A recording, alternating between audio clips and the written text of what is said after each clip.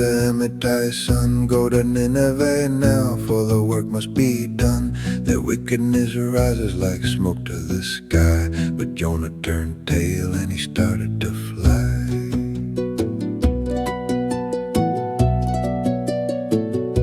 He went down to Joppa and paid for his fare. To Tarshish he headed to flee from God's glare. He climbed in the hold and he fell fast asleep, while the Lord hurled a wind across the great deep.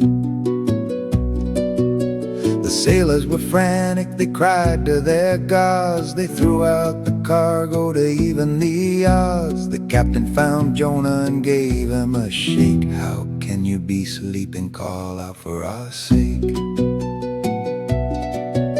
They cast out the lots and the lot fell on him. The sky had turned black and the chances were slim. I'm a Hebrew, he said, and I fear the Lord God, who made the dry land and the seas that you trod. It's my fault this storm is a-breaking your back. The sky and the water are turning to black. Just pick me up now and throw me away, and the sea will be calm by the end of the day.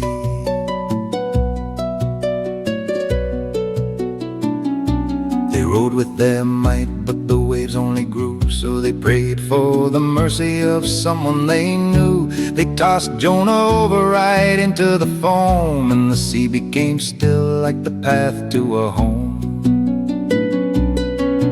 But the Lord had prepared a great fish for the task, to give Jonah safety before he could ask. 3 days and 3 nights in the belly he lay, in the dark of the deep where he started to pray.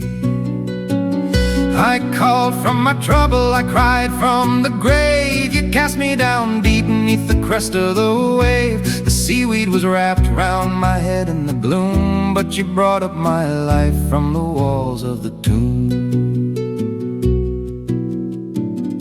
The fish gave a shudder and headed for shore. It vomited Jonah on land once more. The word of the Lord came a second time around. Go to Nineveh now, where the sinners are found. He walked for a day through the city so wide, with the message of doom that he couldn't well hide. In 40 days' time this whole place will fall. He shouted the warning to one and to all. The people believed and they put on their gray. They fasted from food and they started to pray. Even the king took his crown from his head and sat in the ashes in sorrow and dread. Who knows, said the king, God may turn from his ire and save us from ruin and judgment and fire. When God saw their hearts and the way that they turned, he held back the fire that they would have burned. But Jonah was angry, he fell in a huff. I knew you were kind, I've seen quite enough. I knew you were gracious and slow to get mad, that's why I ran off. Oh, it makes me so sad. He sat in the sun on the east of the town, to see if the city would still tumble down. God grew him a vine for a shade o'er his head, but a worm ate the root till the plant was quite dead.